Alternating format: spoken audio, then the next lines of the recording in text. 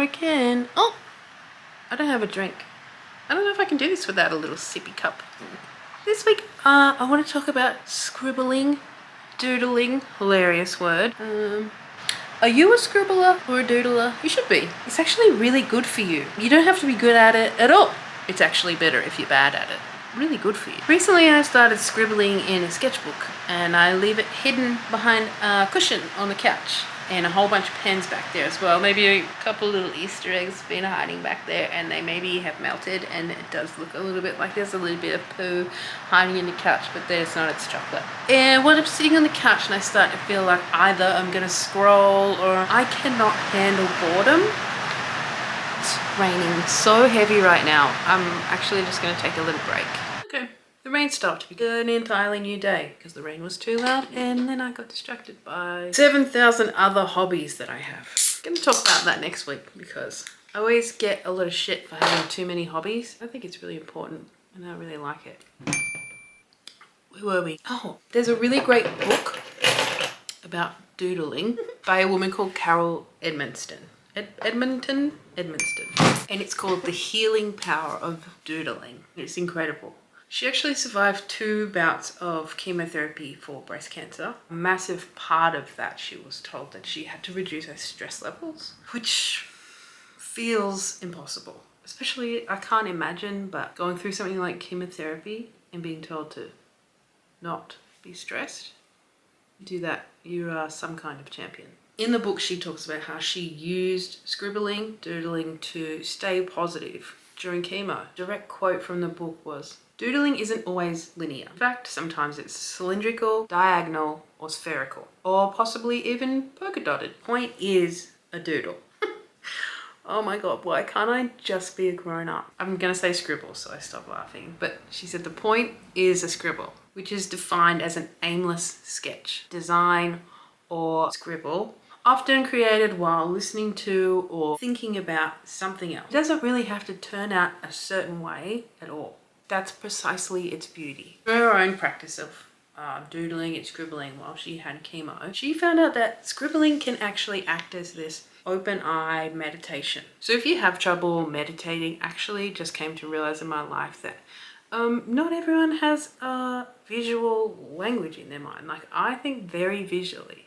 And I think people that don't have that really struggle to meditate. Also, a lot of people that have ADHD really struggle to meditate. So if you are looking for a way to meditate where you usually struggle with it, maybe try scribbling, because it is actually a form of open eye meditation where you don't have to like concentrate, but you can get the same effects as meditation. And after a bit of looking into it, should I say a bunch of unfact-checked research on the internet, it's starting to rain again. I don't ever want to complain about the rain. I used to live in the desert for a long time and I just get so excited about the rain, but it's very loud on my roof. So please excuse me because I'm going to finish this whether the rain is loud or not. So going back to my unfact-checked psychological research, found that there are actually some studies that indicate scribbling can reveal a lot about a person in the same way that handwriting can. Apparently, psychologists have studied scribbling decades and have found that certain shapes and patterns can indicate specific psychological states of mind. For example, number 1.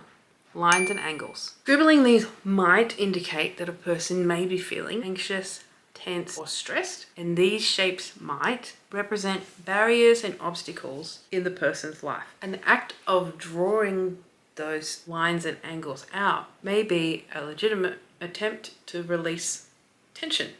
Number 2 is circles and curves. This is what I do a lot, so I was kind of surprised to find out what it is, because these can indicate a more relaxed and peaceful state of mind. These states might also represent a state of completeness or continuity. I don't really understand what that means in this context, but we'll just go with it. And the act of drawing circles and curves could potentially be a way to create a sense of harmony and balance. 3 is dots and squiggles. Squiggles that feature random dots and squiggles. Squiggles? How many times did I just say squiggles? 75? Whatever. Can indicate a scattered and unfocused mindset. This is what I thought I would have. These shapes, or scribbling these shapes, may indicate an attempt to focus a scattered mind and to become a way to organize scattered thoughts. Drawing dots and squiggles, actually I do a lot, and then a line in between the dots. These do kind of make sense, you know. This does actually feel like when I'm scribbling. And number 8, number 4 is images and symbols. So scribbles that feature recognizable images, oh my god, talking is hard, a more deliberate or intentional state of mind. These shapes may represent specific thoughts or emotion, and the act of drawing them may be a way to express or explore the symbol or the image. So at the end of the day, scribbling is free. It's easy. Please don't try and make it good, because you'll ruin all the good benefits you can have from it. But if you look at it like an open eye meditation that can help you focus the wasp nest that is sometimes upstairs, it will greatly benefit you. I think that's all. Okay. Thank you. Bye now. Oh, you want to see some of my scribbles? I'll show you. Yeah, April Fools. I was going to show you, and then I thought, if I show them on camera, I'm going to start wanting to make them good. And I don't want to do that. I'm going to keep them shit. So, suck it. Draw your own. Okay. Bye now. And this all started because I seen this one TikTok of this amazing woman. I'll post it up here because it changed everything. Doodling will change your life. The easiest way to reduce screen time and your answer to overthinking. This is exactly how you get started. For context, I've been doodling compulsively for over a year now. I consciously made it an effort to replace it with my screen time, and now I'm hooked on the same feeling of needing to have something in my hand, which used to be a phone, but now it's a pen. But the number one rule to get this started is you need to have your sketchbook at all times, and wherever you go. This meant that I started with something like this. It was great, and I still have my bigger books for when I'm at home, but on a daily basis you need to have a pocket sketchbook. My favorite is this one. These are the top 3 that I would recommend. First one is a moleskin art book. These are best for people who just want lightweight. Also does particularly take pencil really beautifully. Here's some of my favorites. The way that the graphite fills. Some of the other papers have a little bit of a slip to them. It's not the same. I look kind of sad there. It does fold backwards. You're gonna come to realize that's very important. Second one's a newly discovered favorite. This one's the Rhodia Pocket Sketchbook. Hard case. So you don't have any dents, but that means it's a little heavier. It has an elastic, which I find extremely important because the bag is a messy clusterfuck. So if I just stack stuff, usually this notebook will like split open like this and crease somewhere.